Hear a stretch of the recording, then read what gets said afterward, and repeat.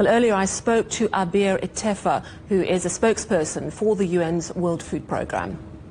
We have another critical moment for Gaza as families face the worst humanitarian crisis since the conflict started 18 months ago.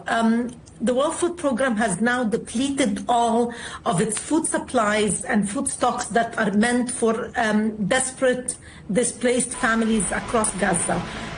Yesterday, Friday, we've delivered the last remaining food stocks to hot meal kitchens in the Gaza Strip. These WFP-supported kitchens will soon run out of all food supplies. These kitchens were providing around 645,000 meals on daily basis.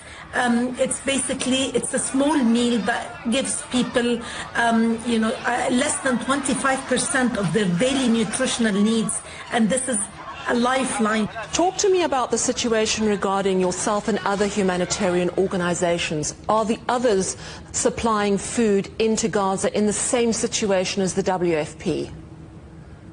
Well, everyone is in the same boat. The borders have been closed since the 2nd of March, which means that no humanitarian aid, be it food, water, medicine, whatever, you name it, has crossed into Gaza. The same applies also to the commercial sector. So also, the markets are completely empty. Israel has said that a massive amount of food aid was sent into Gaza during the ceasefire. They're suggesting there should be enough food left.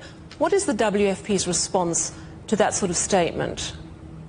We did have a good amount of food that got into Gaza during the ceasefire. In the 42 days, we've managed to distribute full rations to people. We've managed to, get wheat flour in. But this is how we survived for 52 to 55 days without food supplies.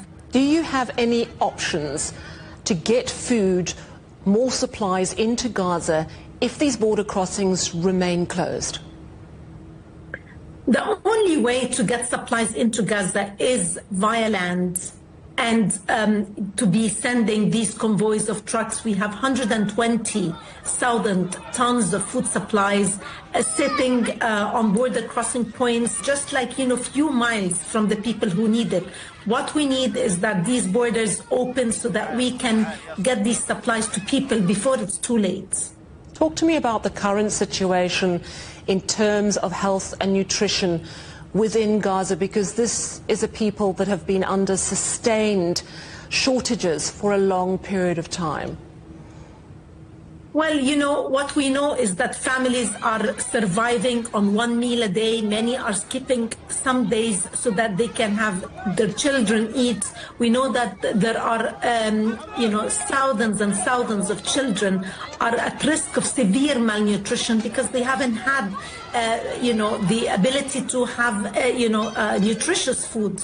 Even with our food supplies, these are dry food rations. You need the fresh fruits and vegetables. You need, fresh dairy products. You need, supplies that can give you the proper nutrition. So now people are even, deprived of the dry food items that we give them. That's the pulses, the pasta.